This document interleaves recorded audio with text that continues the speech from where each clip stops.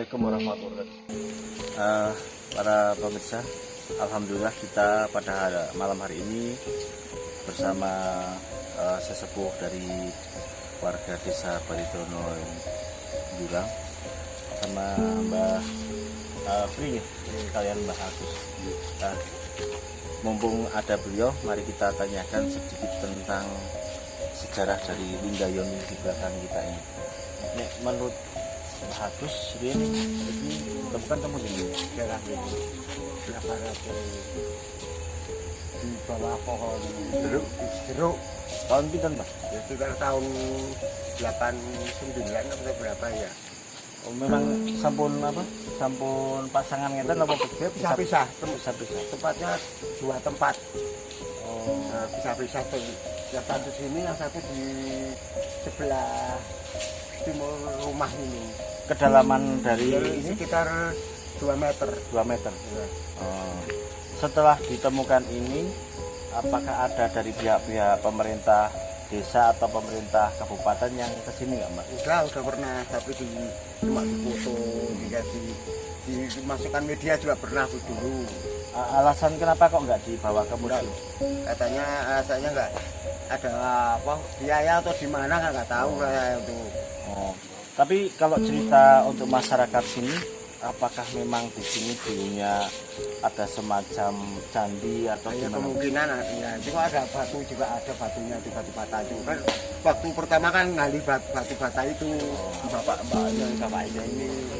Nah, dulu cerita itu bapaknya ini hanya main cerita. Soalnya kan ada batu ini gede banget tapi ora tak unggahke ngoten. Nah, kalau penasaran kaya apa wujute batu itu. Lalu diangkat sama kalau tak duduk kali niki, tak gali.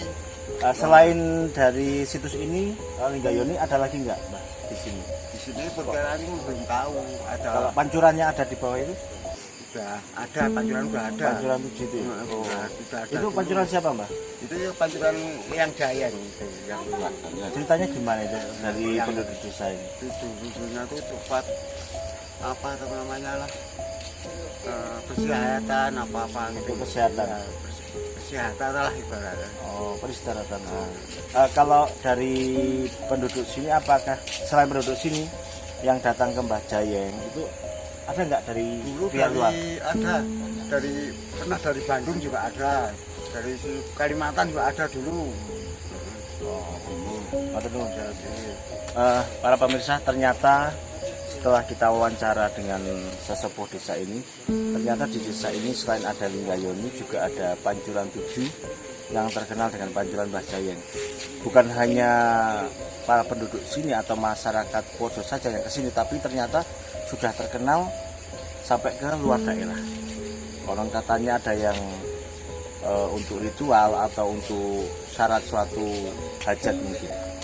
Untuk itu malam ini dari tim Lawan Logika mencoba untuk membantu mengungkap sedikit sejarah, untuk melengkapi sejarah, dan semoga nantinya dengan penelusuran kita pada malam ini dapat menambah sedikit tentang keterangan-keterangan yang ada di desa ini. Mau dibantu nggih Mbah Mawon? Siap Mas Hendri? Bagaimana kalau kita mencoba ke Pancuran 7 dulu? Mari kita ke Pancuran 7 Mbah Jayeng. Monggo Mbak.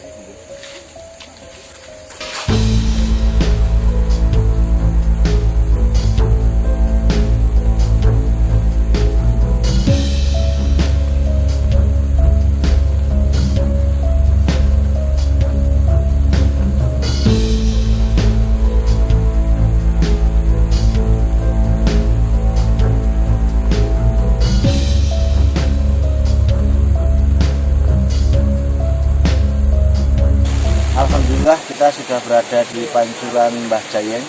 Di sini kita akan mencoba menelisik sedikit sejarah tentang adanya Pancuran Mbah Jayeng dan sedikit apa yang ada di sini. Karena Pancuran Mbah Jayeng ini berada di pinggir kali Bogowonto, Sungai Bogowonto yang sangat besar ini, yang banyak sejarah tersimpan di dalamnya. Dan di seberang sana juga terdapat banyak sekali temuan-temuan dari peninggalan era Mataram, Majapahit, bahkan sampai era Gagak Pranolo. Ini coba sih, ini ada makan Pancuran Mbah Jayeng. Eh, kalau sini banyak orang itu datang pada mandi di sini, Mbak. Mandi ambil air gitu. Kalau orang-orang itu kalau sini bawa apa nih, Mbak? Cuma bawa kembang. Kalau minta air ini sudah cembung nanti ngupati pakai kupat rese sama kembang di bawah itu bawah atas itu.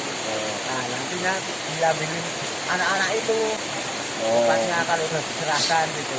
Oh, ternyata dari beberapa tamu yang datang ke sini, mereka banyak yang menggunakan air ini untuk kesehatan. Dan ada yang menggunakan kepercayaan mereka memberikan sedikit keberkahan dengan membawa seperti bancaan ya, Mbak, yang nanti dibagi-bagikan untuk warga sini. Kebanyakan anak-anak yang di sini.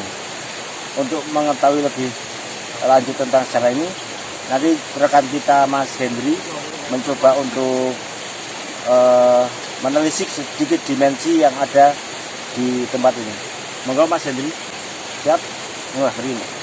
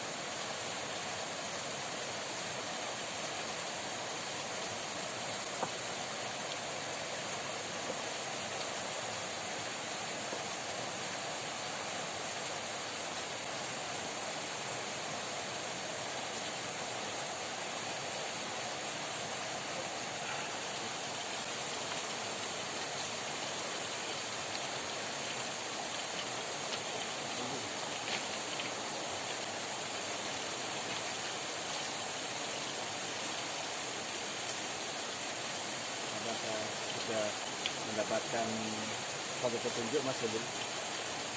Alhamdulillah.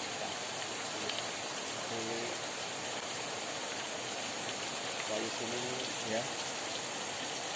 ada sebuah bangunan ya mungkin candi dan ada seorang resi berbaju putih tapi bersih tanpa berjenggot. Dan dulu di Pancuran ini tempat mandi ya saya bilang itu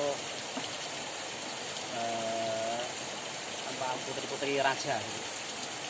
Jadi dulu tempat ini jadi malah ini dulu sendrang ini, nggak cuma Pancuran ini. Ada semacam genangan air Ya, gitu ya? betul. Betul. Oke. Nah, jadi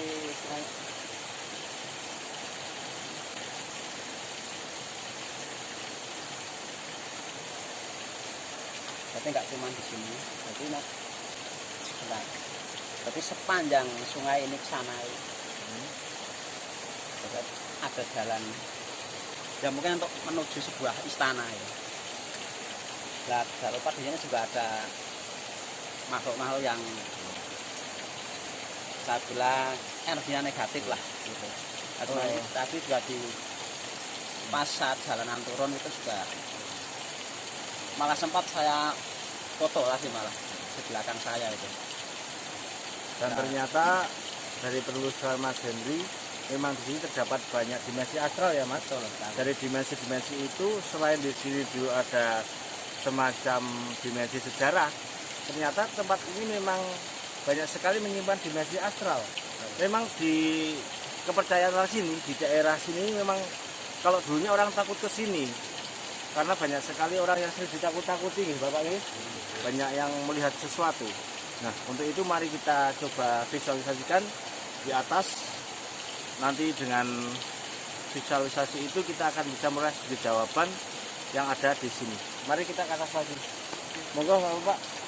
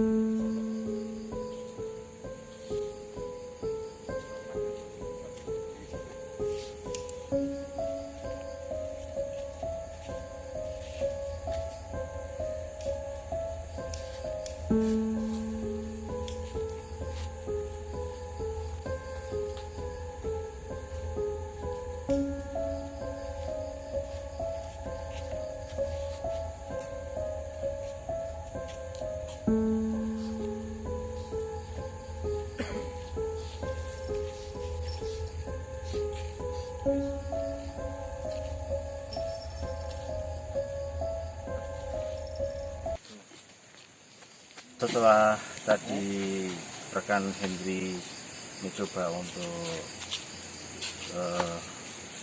mediumisasi, mungkin saatnya tugas saya untuk memvisualisasikan ini ya Mas Henry. Ya, semoga dengan nanti saya memvisualisasikan dan perjalanan ekspedisi dari Linggayoni sampai ke bawah yang tadi ditelusuri Mas Henry dapat kita gabungkan dan menjadikan hasil untuk pelengkap dari cerita-cerita masyarakat sini. Mari, Mas.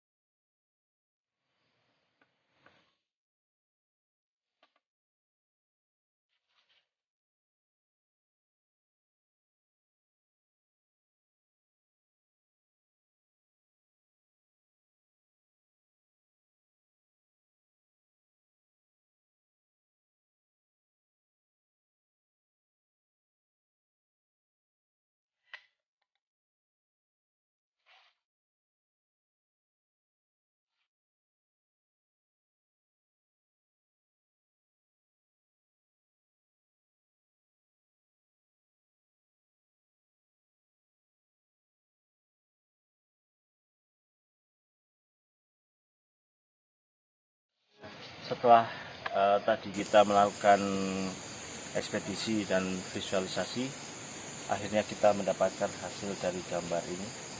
Dari gambar yang pertama yang nanti akan saya jelaskan ini, yang menyangkut Linggayoni ini, dan nanti ada gambar yang tentang Bajayeng.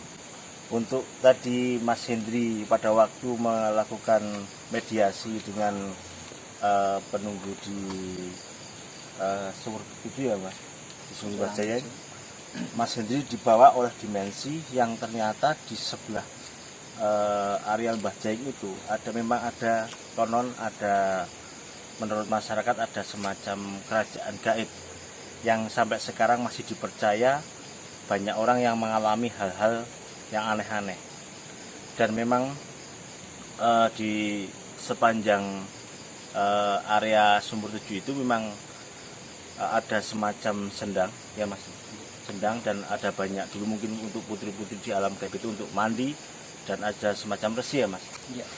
Resi, semacam resi yang berada di suatu bangunan atau candi ya.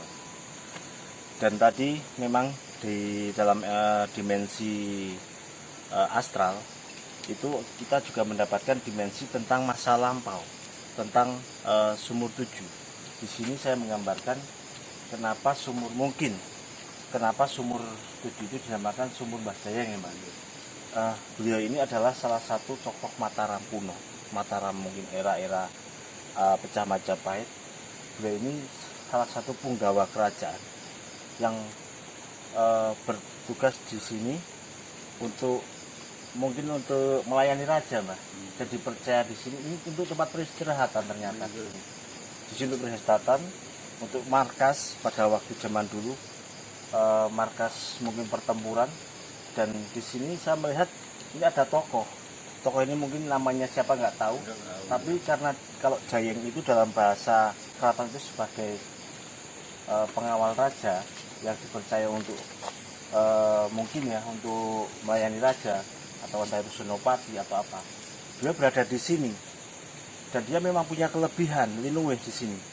Dia duduk di sini di pinggir sungai. Ternyata dari tapak gentornya ini di sebelahnya itu muncul mata air yang konon sudah tertimbun karena kesaktian beliau, muncul kembali mata air itu Mbak. Dan saya lihat ternyata di bawah tanah ini semacam ada bangunan. Ada bangunan, kalau digali mungkin ditemukan tatanan batu ya Mbak ya. Memang ada ini Mbak, tatanan batu. Tatanan batu yang memang tidak kecil tapi melebar di sini. Dan di tengah ini saya lihat ini konon tempat ini untuk tempat ibadah, pemujaan mungkin ya. Dan sini memang ada semacam, saya melihat dimensi ada semacam Linggayoni, ada semacam pemuka agama di sini. Tapi Linggayoni itu ada di bawah pohon besar, sebenarnya tempatnya bukan di sini Mbak, agak ke sana. Iya, mungkin karena terjadi bencana atau apa, dia turun ke sini Mbak. Iya. Nah di sini memang banyak sekali mata air yang berada di bawah tanah ini. Karena tanah ini saya tidak tahu kenapa, saya melihat banyak sekali para resi, para begawan, atau para raja-raja yang sering datang ke sini untuk beristirahat atau untuk melakukan mungkin ritual agama ya Mas. Ya mungkin harapan saya dari pemerintah, khususnya desa, bisa memperhatikan tentang situs-situs yang berada di sini ya Mbah. Karena kalau tidak dirawat mungkin nanti situs-situs ini akan hilang, rusak mungkin. Padahal di sini banyak sekali, bukan hanya situs ini Mas Henry ya. Ternyata banyak, kalau dari dimensi kita, selain dari Linggayoni ini sama Pancuran 7, ternyata banyak sekali kalau kita urutkan dari sana sampai sini, banyak sekali para tokoh-tokoh pejuang yang dulu bertempur di daerah sini, yang beristirahat di daerah sini. Dan saya juga dengar Mbah, katanya di sebelah sana ada makam-makam dari pengawal Diponegoro ya Mbah. Kuncen ini. Ya, karena di dalam dimensi yang tadi kita tembus itu memang ini termasuk wilayah pertempuran juga untuk beristirahat. Dalam zaman dulu itu memang daerah sini sangat lebat ya Mbak. Belum ada rumah-rumah. Hutan Rumah lah. mungkin hanya 1-2 untuk beristirahat. Ya, mungkin untuk malam ini kita cukupkan sampai di sini. Nanti kita sambung lagi ke event berikutnya ya Mas Hendri. Semoga dari perjalanan kita mencoba menelusuri sejarah di Desa Baletono ini bisa memberikan sedikit wawasan atau perbendaharaan sejarah nantinya ya Mbak.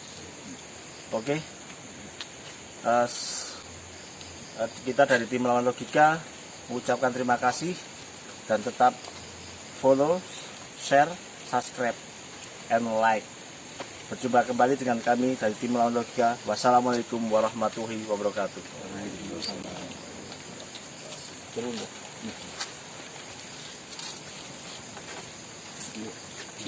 Ya, dulu bapak saya itu lihat orang di pohon bambu, lihat itu Mbah Dayen pakai iket. Nah, sebelum itu kan belum ada jalan, ya itu bikin jalan dibikin gitu. jalan sama bapak saya. Nah itu kedua kalinya, nah itu Mbah kaum Jawa itu minta air itu di pancuran itu. Sesudah itu keterima. Saya kira itu Mbah kaum Jawa itu ngasih oleh-oleh kupat sama kembang, di situ diletakkan. Sudah itu dipasrahkan, nah itu diambil anak-anak kecil.